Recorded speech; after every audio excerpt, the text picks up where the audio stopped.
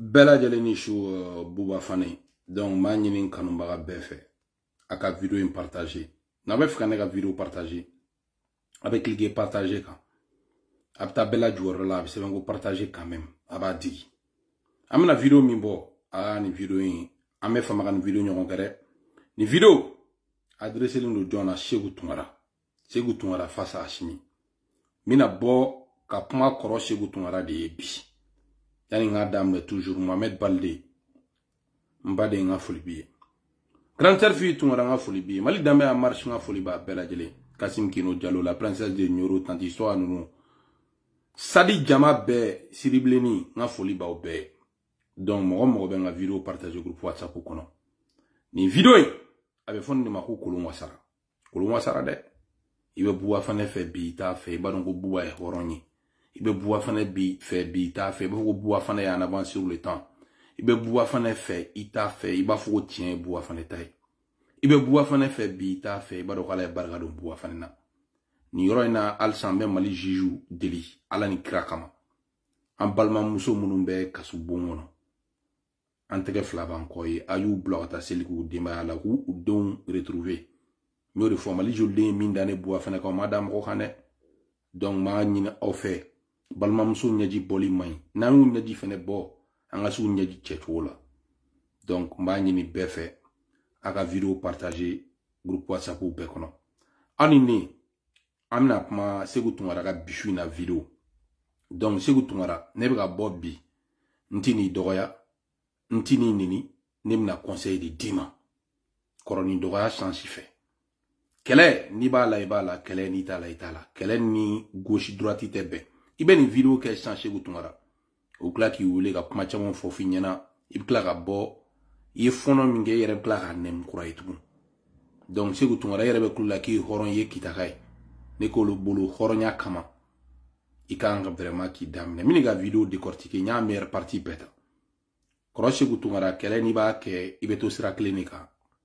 ibe ka galoni sutura asimi ni me galonika ne afie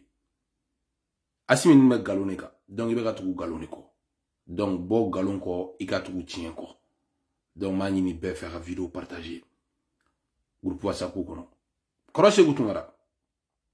ibe na wuli kuma be ga vidéo la erreur do bala ga vidéo la kuma be o tien kuma de itse ga wuli ki be kunu politicien traité de voleur que de tous les noms d'oiseaux ko le malichi Choguel a été l'un des grands acteurs de la gestion du Mali. Choguel a été clé, a été servi. Kaibiga nous servi. Donc, il s'est un politicien to la gauche qui be Choguel sankorota. Ne be mi fie. Na bato kono bi buwa fane narazbash nous be nyon soro bato mi kono. An bega nyon soro. En tant que jeune, an litu corriger. Sini me kanta bi be buwa fane fe ta fe. Mali bebe ga fo bi ku malwara buwa fane. Kaye kuma mfo kunu kuri bega sikaka. Anga janga Segu Tungara la main et en 28 secondes, on va continuer à la main, bega la main. Ni koyu sura kasola asimi na kera here ya auma na Tungara bi aka daji to akunche manchela. Ame foko mo kele sara kasola, anna ka sura tima sa kasola, anna ka sura auna te, ame foko be ka mo fakadi. Ame foko hinate out sukuna. Ni erebe sraunya out takeradi. Ni mo mia au critiquer o yaw juguye ne mo yaw fasada guitar la o yaw nié not do ay Segu Tungara fara Voilà Segu Tungara ye kuma be bon munu ba fo kan ye faso de juguye Segu Tungara flen ne ga tien fore ni tien fo asimi nu nyana olu be ga jugude mais ni tien fo u nyana o ye faso de juguye mais ni u jan ta fo ye mali de nyuma donc ma bonne dade ni bora Segu Tungara de da donc ma ni be faire vidéo partager tien de là-bas donc Segu Tungara de ni fobi donc Segu Tungara ko kalere ni ngune be sra asimi ni asimi kan balmamso babulu kasola kakubla donc bi fu orola balmamso ngarola donc ami dore ke ala kubla donc anga je anga Segu Tungara la metukuni Segu Tungara be ka tien fore cite te kane balola asimi maneda atento atena Nas, c'est-à-dire que ni asimi don ma don balolendu. Les 5 collègues n'état tout cas, n'a foi tout là. Mais au tesra nuan de cas, au tesra jelen de cas. Moi, bamananga de folle flangena. Ne mo ko ni sura sube stra jelen ga yen kalonte. An ante blogude ko irisu nani hélicoptère yere anyebe do la oli guitar fo damine asimi nyonte asimi nani ne mali kele bana abendolu. Voilà, korob mobile segu tumara ko kibe ka boga kule minge ka be galo. Kibe ka kule asimi beta ni beta korob mobile ka be galo. La fait segu terge ma nyina offer ka vidéo partager. Ni ta ka bonda de ni ba ko segu tumara dida.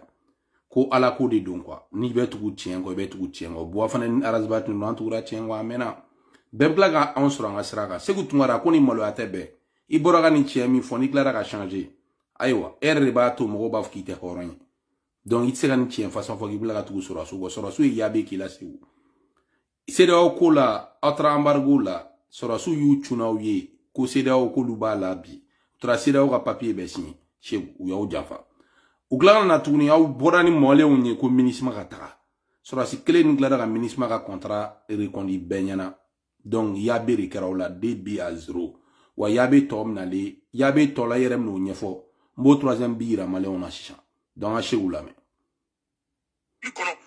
donne fanga be ban a benala che donne be foko assimé présent croy donne be foko quand les 5 colonels étaient là toute chose a une fin ouais nama clé fali ko nama lebo ka foma ko nyamo ko tato fle abe sranika nama srain nama keye ko fly okoro ko ne tem fadi ni abe sranyuma de ka koro ko ne tem fadi ate sranyuma ka de au ben na masafara de ka au be ka au era shishirisa abe ko de tamata. Voilà, Asimi, c'est que na kuma na buwa fana taka kuma de ne o de fo ay malon janfadi. Donc ala be tieni fala de be ka segu tungara nbe blaga kuma. Kunu ne re balmamso mali joldo. Ou kuma ko supporter, mais biya o luge kaso kono. Abore ma yabe u. Nyori fo fanga bini hakere bala. Akbe akle jigine re fa maru tuman turi duna yanto barola. Ngama papa mo yi jafa fanga ina, fanga nofe. Ite saga soro ma be malule. Al ni sara avant a malo tobe ki kofe bon ibega mo ibeka kara acteur ibega ga binina asimi nunu ya yiru bela yu be janfa segu tumara asimi no utiliser ko kapoti ba de la gam so ge ni clara ba fili nyamana akara comme condom protector segu tumara akara condom protector de memba do ali sinu bikla ki nega ire be bo kakla ka kibe nunu demetu segu tumara nga la mega takade segu mana de turu. Je t'encourage ni turan tien quoi na bateau kono buba fanen razbash na bateau kono tu es la bienvenue chez vous tu es la bienvenue ne ma don damego iga koi ite fanen ngiga virula ite banen ngiga virula tu es vraiment l'un des grands fondateurs du Mali d'Amé en marche donc bodo iga kola o kon yoron bo fo Mali bay ite fanen ngete banen nge ibiga opinion défend donc ça c'est un bon caractère que j'encourage chez toi anga segu tungara la me anga anga segu la me Iga baraka followi ibe koko kay fani ba o baraka so muso punya ye nyamogo abe muso lebu la o ka nyamogo ya to ka jedu aye muso lebu aye mali artiste lebu fa do ye mali pla aye be lebu al nere tala nere lebu aye be lebu aba glorifier no de kono ko personne est intouchable aye be la molo aye be fege ali awla fa sabaka ala aw de be ka gele abe bolobi aw ka sra may mo ba on yere là parmi les activistes mon est placé sur. Voilà, c'est où tu m'as dit, de fois c'est important. Ne ben darla, mon meli na ma ina fa abla groupe kono a partager. Na fait partager, avait partager diable, c'est partager quand même ba partager. C'est où tu m'as dit artiste mon to fo. Artiste kele mon dona kasola. Anyolo artiste kele ni tout récemment. Olubega asimi défend galonga. Donc asimi nous ma groupe même mina au boulot. Ayo une autorité di asimi nous ma galonga. Donc il a utilisé comme capotier. Donc yo muso ko kana capotier. Ou ya sikseta ou you muso solo ka furu donc biwa mogotawla quoi donc vous êtes comme des condoms protecteurs donc nous vous fanya on utiliser comme condom protecteur donc anga chegula mais angata iga baraka followi ibe koko kay voilà anga chegula mais ce n'est pas fort même le couteau dans la gorge bilan be chieri fona ni couronne cha u jelinte mani surasu a benin fa suche au jelinte ayame na u jelendo wallahi alaka ni mine nasan au jelinte bi au jelinte shini obe fobi awa shini ngene seli au jelinte koy abe ka taw kerende ka na o tara kere ka o kere de kare abe bi na ma ka ka shibo tege kono ne mona duba de kono ne ba ton clair Segu Tungara buba fana anga tiyan bangena de ay malon bloga kongo fu munyu bi sheli la malien bade ne be shakatu bulu be kulela ambe mo fu mo mu shakaw di ka di fantoma chama re adne ma ko ngadi fantoma ali sini nga fuli bowe donc awru nyana fantoma bi bon ka fo ya ni de me ban bege me senga ma bane senga mi yera nyina sanwara tabe jugwanu e malima baraga nyina shegu ay mo nege kabri ko damina ngo asimi numa ango asimi numa ngo ambargo ti se ka supporter mali ti se ka yere ma rona sura kono utugura populisme ko mo nega yere bu fe kolon feruma bi ou bino de piège kono donc wo de temps ou rattraper quoi donc alsan shegu tugu tien ko alsan tugu tien ko ga bo galongo bro ya dranga foli bi donc ame continue avec shegu la mais toujours shegu ba kuma shegu kuma na de vraiment ay mo toro la ka fana ngoro quoi mo le buraka fana ngoro mo toro la ka fana ngoro mo sara mo ka cacher des sirisaru tiena américain non artiste ba be mine mo ko fra de fengela ou be pla nous inculper le coup jota la beta kaso bombala mais mo mi chere amayira fo iteke ablu be ka foko kolal do de ben muso ni ali kofe o de kuma be ka fo kuma ni tienga sunde bilay talay kuma ok Shegu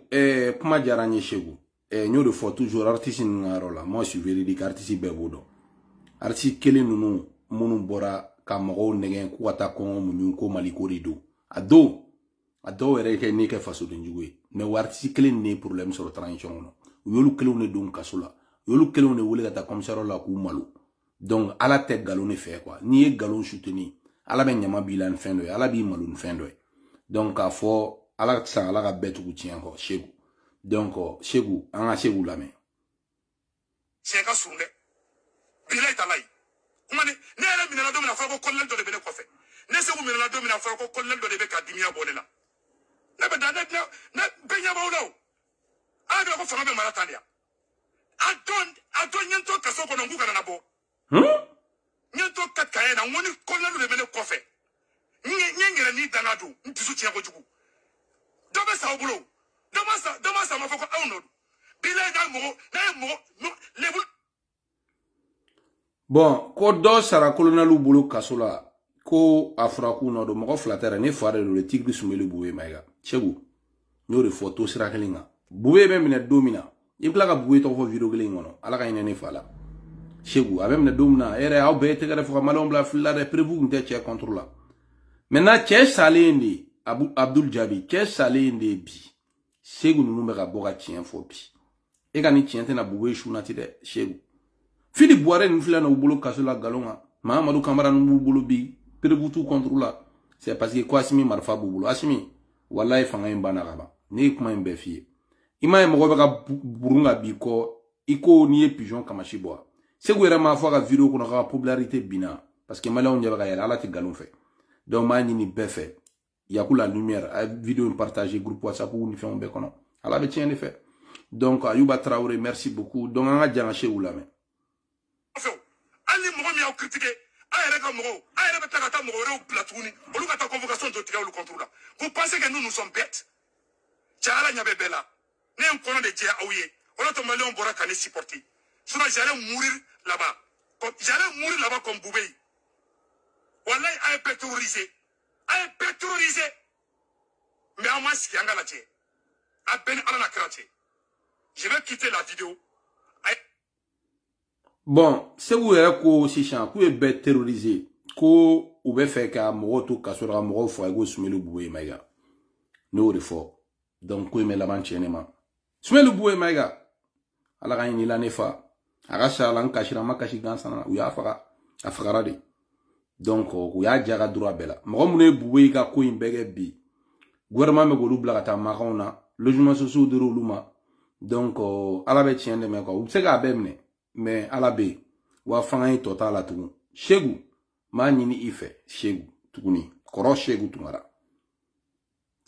bo galon no ikana chinga voilà ne bo de fie ini colonel nunu se ga nyoy tugu parce que war de te mali kesila Shegu tungara révélation do be nga dima colonel nunu tra dumun mi di nyoro o baka ton ba mi fo Francini Union européenne nga warde do dumun sane wo go de la population nyonche ulle a fois on yana kaka afka ba la France a ba l'Occident vi Poutine ulle flane bigan nga malunu ga suwaru nu ga dumunu mine kata di famauma fantama plutôt kata sirgle fantama no to adam en buye daga duwe nyuru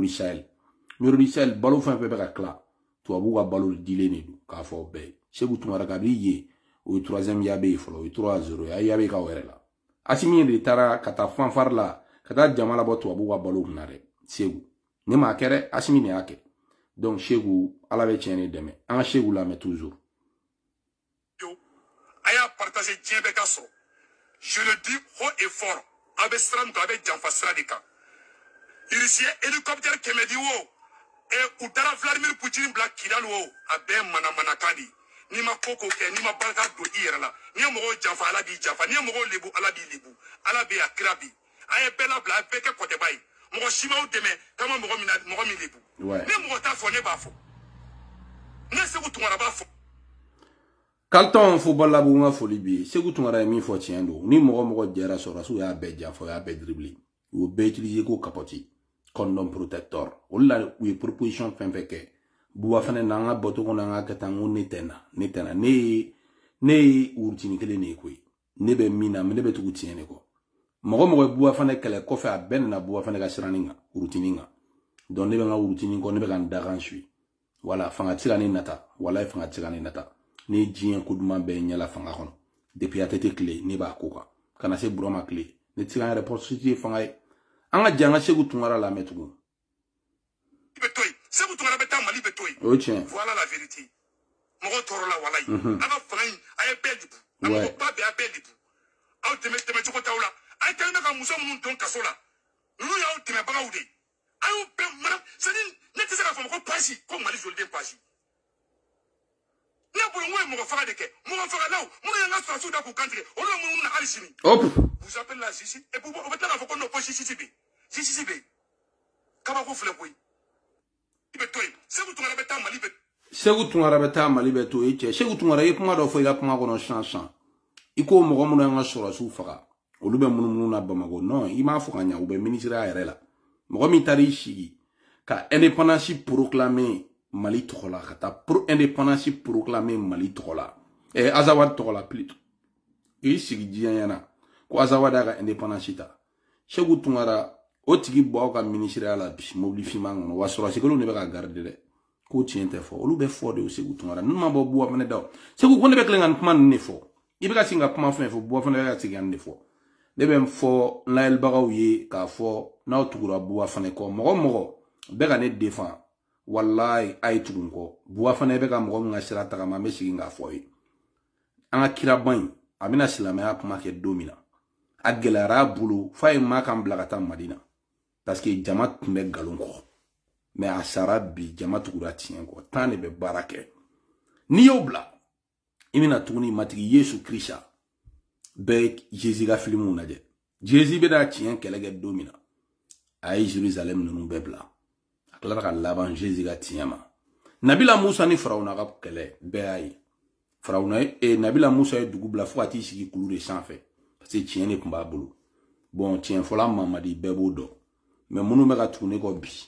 ay dala ka fuka be ka tugu tien ne ko Sékou Toumara fle ka film be bambi Sékou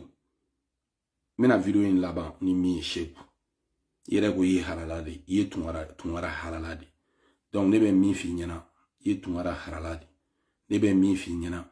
Sékou ne be mi fi nyana ifle ne kan siramita ni ne tien srai sorasu yi lebu ina na malla ni kun ya avion ta kirtati aknte be on masora su yi lebu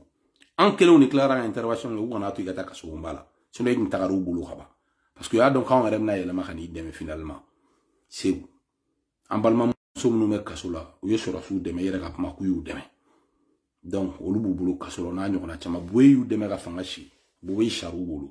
donc John be ni ni exemple nu be jome tu ko imam mamudigo mingara kudeta shababu yo janfa bi o ma John janfa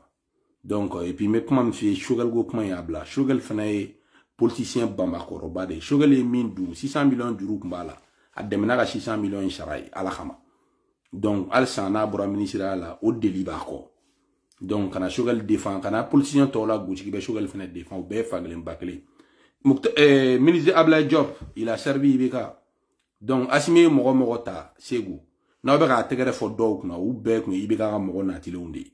tiene be laban quoi mogo kana galo ko parce que kadi arranger par exemple bi maro la publication na erreur de photo be ka kono u be kule ite fendo ta kalange bi wage ka ministère table arabi o mogo kele munu ma ko on be fotike o le be ka wage défend fotika en galon ne kon bulu ni dollar gauche fotiko la ni yere ka tour sera e mante ko tigi sutura tu malente tien fait o drone du donc horon ya be ka ban quoi parce que horon talent tien fori donc chama horon jambe chama na la gu jam fali ben tare ala ka nya ka dama be tare